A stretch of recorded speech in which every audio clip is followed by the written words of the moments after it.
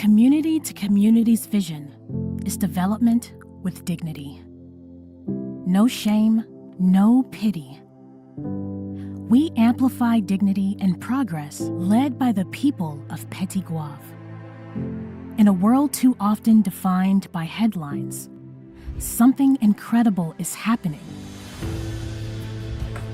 Communities here don't just survive, they are working hard to thrive. Community to Community is working with the people of Petigov to restore vital resources. A much-needed canal is built one hand at a time.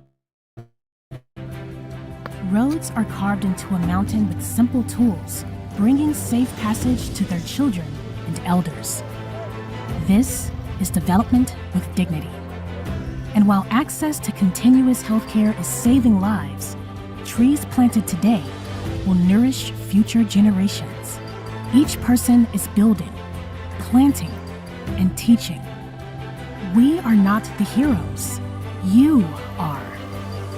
The person willing to support this movement and say, yes, I want to be a restorer of dignity.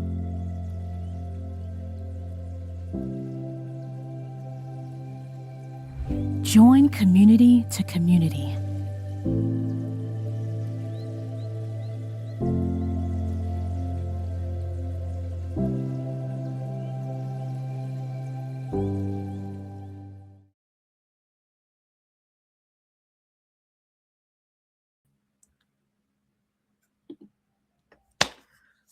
Hey, good people. How y'all doing? It's Coach MarieYolaine here, CEO of C2C and Focus Fire. Welcome to another episode of Restoring Dignity with C2C Live. So I don't know if you see this whole sweater situation I got going on, but it is freezing. It's like 20 degrees outside. So we just finished with this snowstorm situation. And I literally have on this sweater with this shirt with my thermals and my leggings. And yeah, still trying to stay warm. So if you were on the East Coast during this last week of January, then you already know what I'm talking about. And you know that we're just happy to be here and trying to stay warm. So wherever you are in the world watching today, I say bonjour to you. And hope that you are warm, because today I wish I was in Petigov. Today, I know that it's like 78 degrees on the mountain right now and sunny. So that's where I wish I was and where I will be going, hopefully really soon. So how are you doing? I hope you're doing well.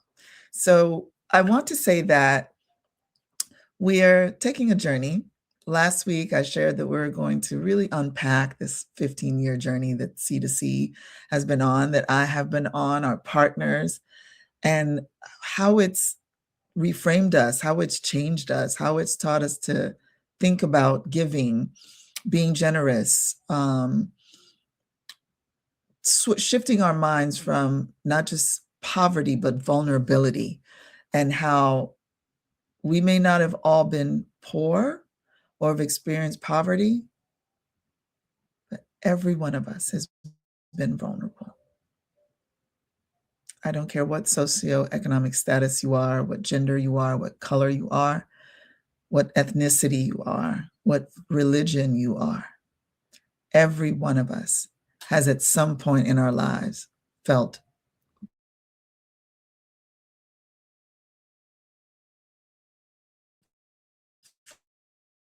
connects us to just the humanity of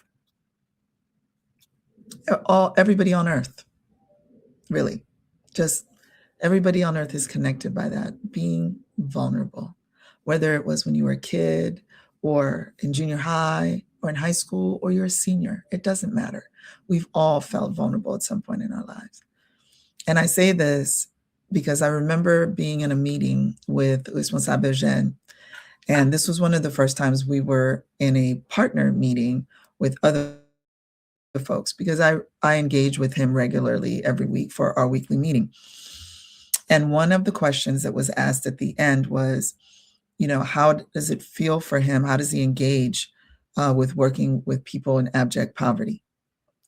And his response was, we do not consider the people that we work with as poor. We consider them very vulnerable. So I work with people who are extremely vulnerable. Man, he changed my whole mindset, because I think sometimes we don't see that the people who are going through something, that it could be us. And when we're trying to connect with our humanity, and especially these days, it's there by the grace of God go I. But again, we've all been vulnerable. So I just want to talk about unpacking that vulnerability and how it impacted my life and making the decisions I made. And how do we lean into that, right? Because being vulnerable is not the same thing as being weak. I'm going to say that again. Being vulnerable is not the same as being weak. And I think over time we have conflatulated them and made them the same, and they are not. Being vulnerable is a human trait. It connects us. It really does. So I'm excited to share some thoughts with you today on C2C, being vulnerable, making choices in a crossroads, and how I got here, and how all of this has come together in the last 15 years. So before I do that, I do want to share that if you haven't already, the Association of Haitian Professionals has invited us to give an update on Hurricane Melissa and sharing with folks how they can engage with us. And there's going to be actually two. Another organization also working in Petigov. And I'm happy to say that Responsable Jean will also be with me. So we will be reporting together. This is taking place on Tuesday, February 3rd at 7 p.m. And you can just go to the Eventbrite link that's there, solidarity.eventbrite.com, and you can register. It's going to be a free-flowing conversation, really, of what happened, how we responded, and where we are now. So I hope that you will be able to join us. So let's talk about C2C. So C2C is 15 years old, a teenager, technically. And how C2C came to be and how I came to be here is very non-traditional. Like, I did not major in nonprofit administration or management, and truthfully was not even thinking about starting a nonprofit when I was working at American Express. But I do want to share, how did I get here?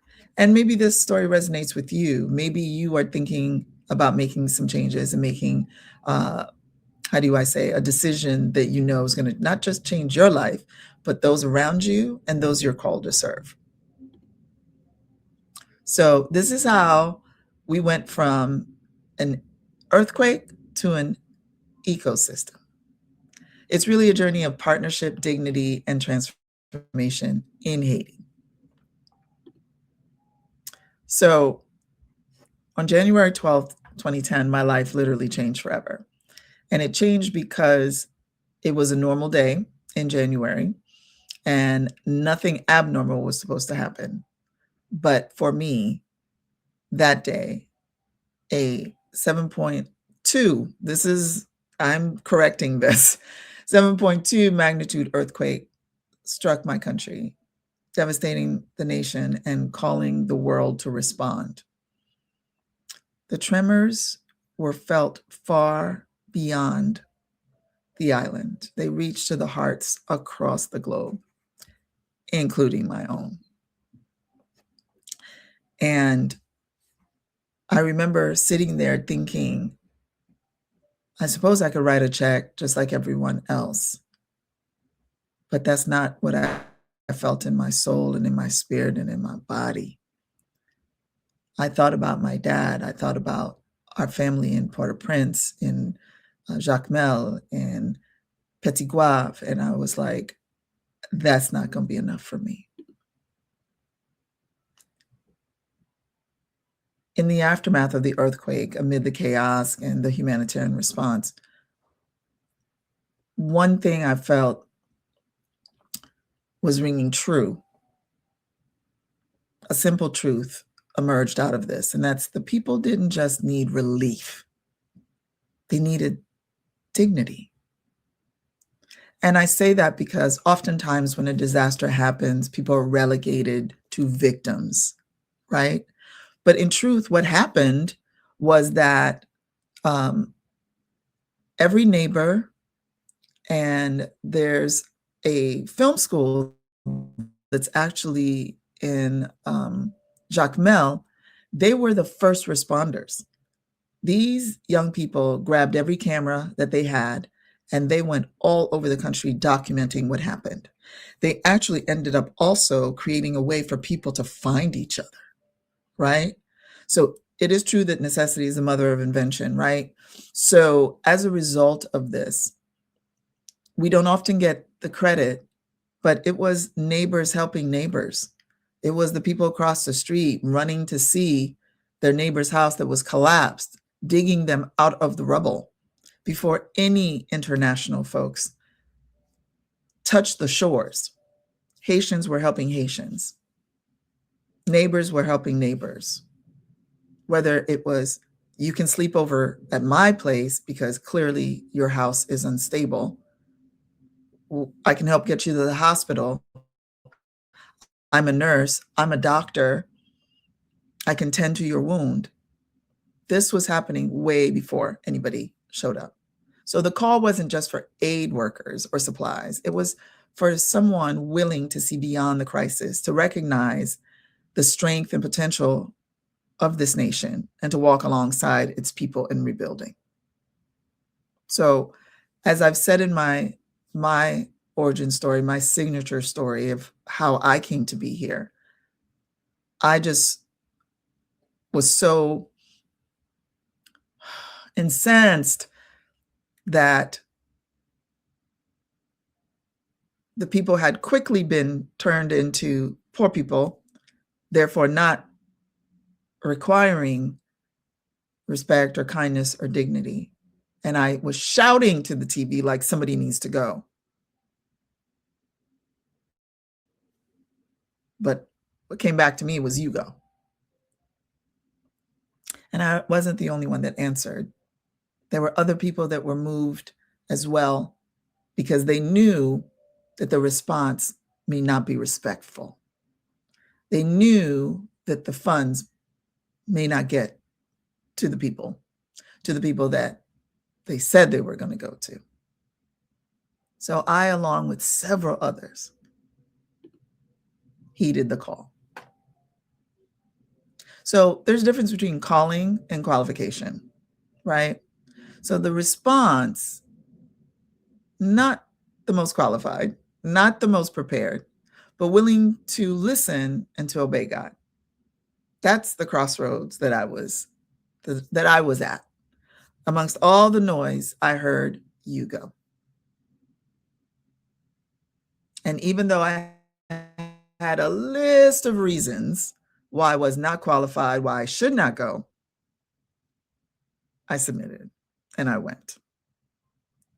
So when the calling meets uncertainty, faith becomes the bridge between comfort and purpose. I had to lean in on my faith, because this wasn't let me go and get my life together. Let me go learn this. Let me go get a degree and come back. The situation was dire. It was urgent. And a decision had to be made. And I realized that sometimes the right person isn't the expert. It's the one who's willing to say yes. And you may be in that situation right now, where you know that there's a calling on your life and that you don't feel qualified. But you know that you know that you know that you know. Say yes. That's the first thing. So the answer of saying yes for me didn't come from credentials or experience, but the conviction of, you go. Two words that would redirect my life, launch a whole movement of development with dignity, and prove that calling often precedes qualification. Because if you waited for all the lights to be green, trust me, your car ain't going nowhere. When I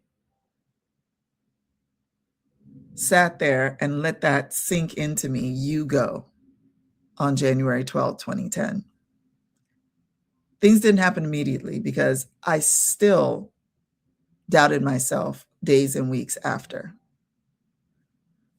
But I'm telling you, God is so amazing, because after I went through all of my reasons, what I was left with was what I heard, and I said what I said. And then I had peace. And that peace is where I put my faith on top of.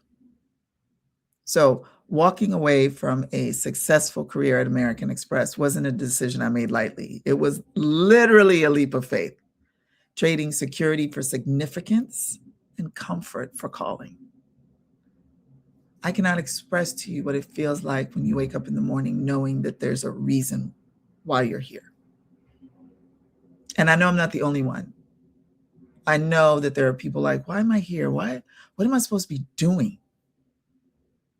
If you're watching this right now, this is for you. So for me, this wasn't about abandoning responsibility. It was about embracing a different kind of responsibility, to respond to what was seen, to act on what was heard, and to trust that the path forward would be made clear to me one step at a time. Faith in action looks like obedience before understanding. I know someone who says oftentimes, I trust God more than I understand God.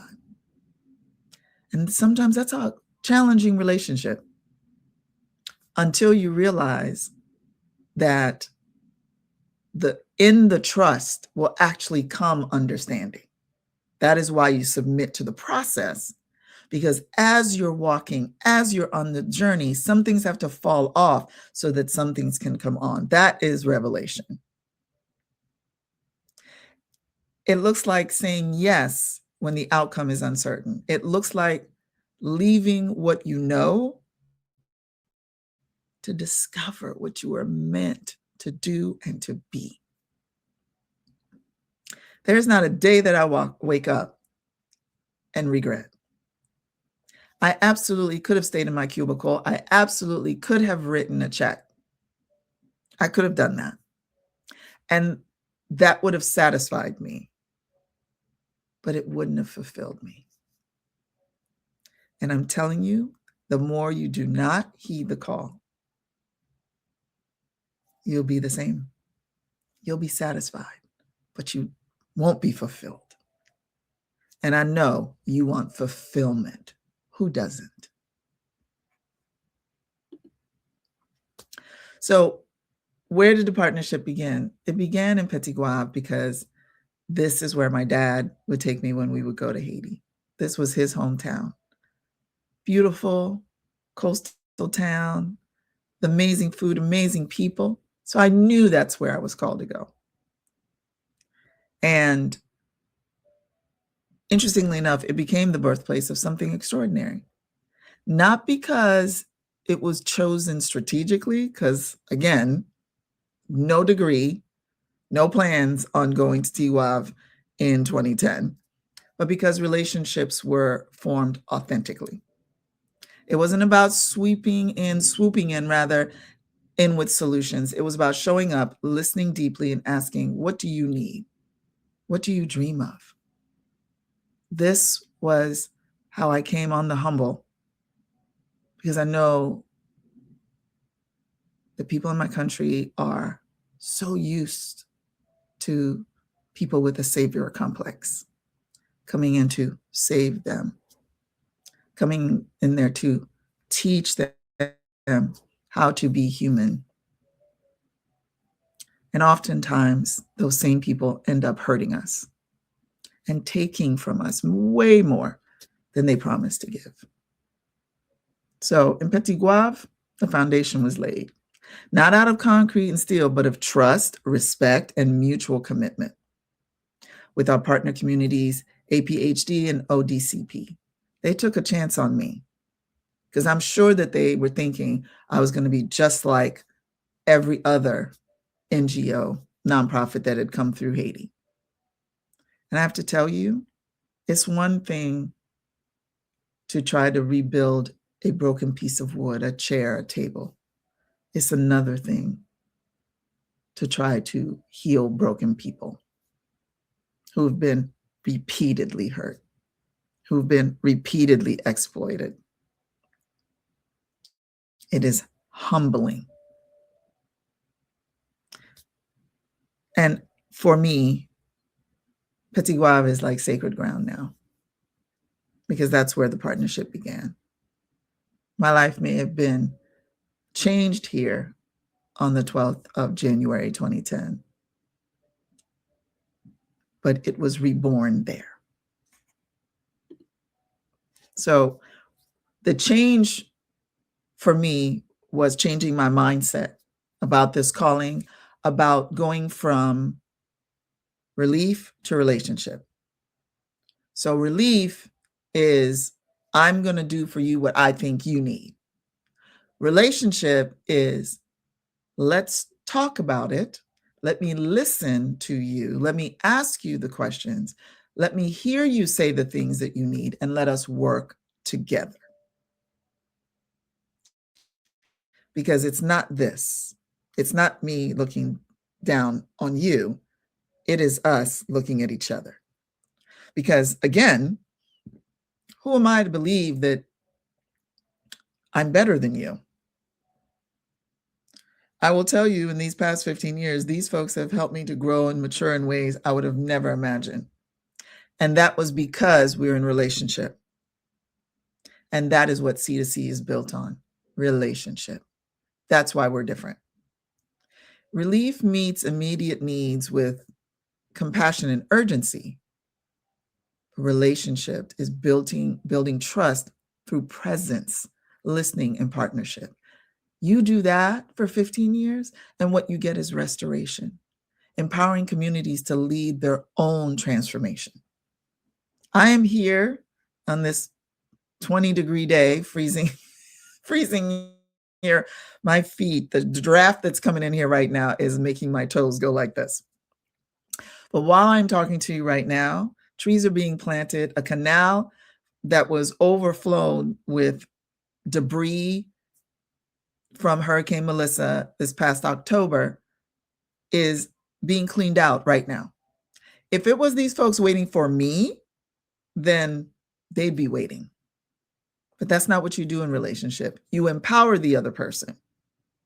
If you're not able to do the thing that you say that you can do, you empower them so that they can do it. So they're not waiting on you. Most organizations stop at relief.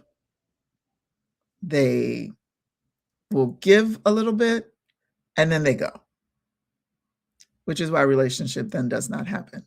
C2C chose to stay. We moved from emergency response to enduring relationship, from charity to partnership, and from doing for to working with. This word with changed my whole life. It changed my mindset. It was like the first domino to fall, and after that, all the other dominoes started falling. With, together, with people, not for them, not on them, not around them, not about them, with them. And as I say, what's easy isn't always better, and what's better isn't always easy. We chose better. It is more challenging to have a relationship with people because it challenges you to listen, to not try to take over, to be humble, to realize that they may know more than you and that your idea might not be the best at the table. Like, are you willing to submit to that? That is the process I submitted to. This is what makes C2C different. We believe the people of Haiti are not problems to be solved, but partners to be honored. We don't bring solutions, we build them together. That is what I'm most proud of. But I'm telling you, I'm not proud of it because that's what I did. That's what I brought. I'm proud of it because I had to be broken in order to realize that and put myself back together in a whole different way, which created development with dignity. This is our mission. This is our vision, our guiding principle. Dignity is not given. It's recognized, honored, and protected. Everyone should be treated with dignity because it reinforces our humanity in ourself. In Haiti, we say, there's a proverb that says, tout moun c'est moun. Every person is a person. So if every person is a person, it doesn't say every rich person is a person, every poor person is a person, every vulnerable person, every man, every woman. Every person is a person. So if that is the case, then treating folks with dignity should be simple. Do they meet the requirement of being a person? Check. Then treat them with dignity. Treating people with dignity is how you reinforce your humanity. Because you have to practice it. It's not something you do one time. So every decision we make, every project we undertake, every initiative of the project, every partnership we form is filtered through this lens. Does this honor dignity of our Haitian neighbors? Development with dignity means listening before acting, partnering before patronizing, empowering local leadership, building capacity, not dependency, celebrating Haitian culture, wisdom, and strength. This isn't just a value statement. This is the heartbeat of everything that we do. The people are always at the table. They have been since 2010. That's why when COVID came, our vision and mission became tried and true. It became, oh, this actually works. Because we couldn't go to Haiti, they couldn't come here, but nothing stopped. The continuous care initiative continued. The doctors kept treating, the nurses kept showing up. The health committee continued to provide care in the community. But we'd already been working on this for 10 years. It just showed at that moment that this concept was a proven concept. This is not just what I do. This is how I live my life. This is why you don't have to code switch. When you choose to heed the call on your life, that's it. That is it. You will sleep it, eat it, drink it. When you're exercising, driving your car, it doesn't matter. I'm always thinking about development with dignity. Always. So based on this is what we've built together. For our water initiative, clean water systems bringing health and hope to thousands of people. Health, you know about our continuous care initiative. It's bringing access and health programs serving communities with quality care. Our education initiative now provides education to over 300 students from kindergarten to 12th grade, unlocking the potential for the next generation. We have planted these seeds, y'all, and we just continue to water them because we know that they will grow. And of course, no community can survive without infrastructure. As I said, while I'm talking to you, folks are working on roads right now. We're working to break ground to build the Continuous Care Initiative's home in the Bonadusel Health and Wellness Center, and systems creating foundations for sustainable growth. These aren't just initiatives. This is not just a project. This is about a people. These are testimonies of what happens when partnership replaces paternalism, when dignity drives development, and when communities are empowered to lead their own transformation, because they can. So the story continues. I shared about heeding the call. That's what I have done. And I know God is calling multiple people. God could be calling you. And if God is, I encourage you, heed the call. How do you do that? That's a great question. I'm glad you asked. The first thing that you do is say yes, because that is the most powerful word outside of no. Yes, because then now you're in agreement. You've accepted the invitation.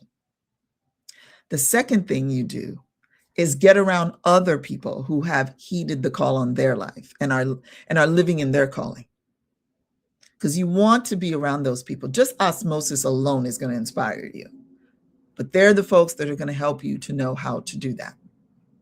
And then number 3, invest in yourself. Invest in the calling. Because you're going to need help, whether that's training, coaching, support group, whatever, joining an association, whatever it is that you're going to need to do. Be ready and be open to investing in your development, in developing your calling. So for me, as an example, I am in masterminds. I have a coach. I make sure that I'm in the rooms of the people who have achieved what I'm trying to achieve. I'm going to fix that because I'm fixing my language this year. So I'm going to fix that. I get in the rooms with the people that have achieved what I am achieving. I'm past trying. I am achieving. Are you? Are you wanting to heed the call on your life? Say yes. Get in the rooms where the people are doing what you want to do and invest in yourself and in the calling. It will change your entire life. One of the things I also do is I don't ask people to do what I'm not doing myself. Because when we began in the rubble of 2010, what we began in the rubble of 2010 has grown into something beautiful and enduring. C2C neighbors, our monthly donors, represent the next chapter of the story, a deepening commitment to walk alongside our Haitian partners for the long haul.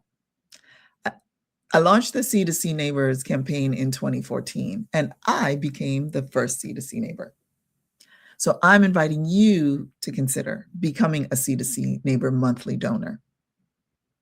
C2C Neighbors is about sustained presence, not short-term projects, mutual transformation, not one-way charity, community-led solutions, not imported answers, and friendships that transcend borders and circumstances.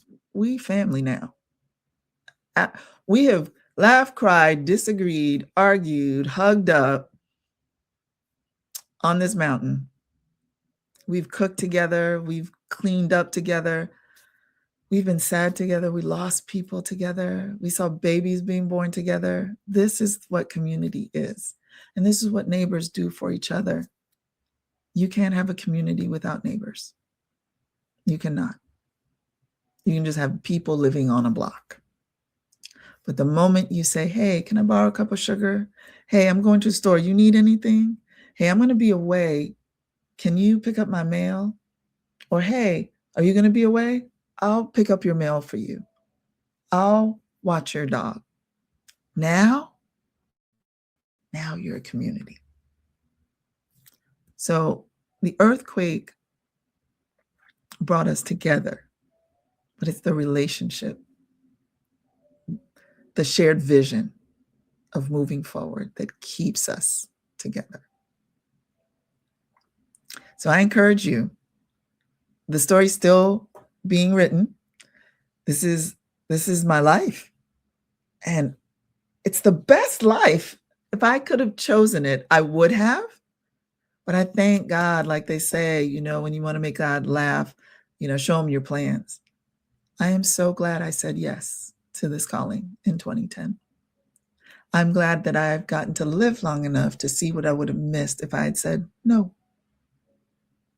And maybe you feel that tug in your heart now of heeding the call on your life. Trust me when I tell you the world is not made better by you not heeding it. It's actually made worse. And if you look around you, I'm sure you will agree with me that right now on planet Earth, we need as many people as possible to say yes to God when the calling is made. And say, yes, Lord, I'll go. When he says you go, say yes, I'll go. Because I will tell you, in these 15 years, I've not been sick. I've not lived under a bridge when I had absolutely no money and I did not have a job. But I was cared for by the one who created me. And nothing, no hurt, harm, or danger ever came near me. When you take care of God's business, he'll take care of your business. So this story is still being written, so you can still be a part of it. There's a place for you in it. Whether through partnership, prayer, or your presence, you can be a part of what God is doing in Haiti. You can join a movement that honors dignity, builds relationships, and believes in the power of walking together. The question isn't whether you're qualified. The question is, will you say yes? If you're ready to learn more, connect with us to discover how you can join the C2C Neighbors community and be a part of something greater than yourself and this ongoing story of hope, partnership, and transformation. I encourage you to go to c2chaiti.org. That's where all of the information is. And you can learn more. You can email us. You can ask us questions, all the things. And I'm happy to answer those questions. This is a great group of people doing great things with a whole other great group of people. So thank you for joining me today on Restoring Dignity with C2C. I hope to see you next week. I pray that you are warm and toasty wherever you are in the world today. And just thank you for being with me today. I really do appreciate it. I love you. I thank you. Bye-bye.